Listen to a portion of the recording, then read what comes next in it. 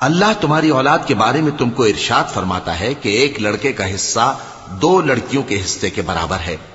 اور اگر اولاد میت صرف لڑکیاں ہی ہوں یعنی 2 یا 2 سے زیادہ تو کل ترکے میں ان کا 2/3 ہے،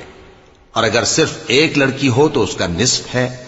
اور میت کے ماں باپ کا یعنی دونوں میں سے ہر ایک کا ترکے میں 6واں حصہ ہے، بشرطے کہ میت کی اولاد ہو، اور اگر اولاد نہ ہو اور صرف ماں باپ ہی اس کے وارث ہوں تو 1/3 ماں کا حصہ ہے، اور اگر میت کے بھائی بھی ہوں تو ماں کا 6واں حصہ ہوگا۔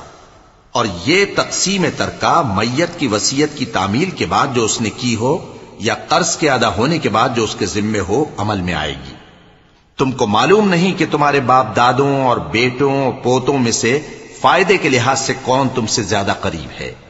یہ حصے اللہ کے مقرر کیے ہوئے ہیں، اور اللہ سب کچھ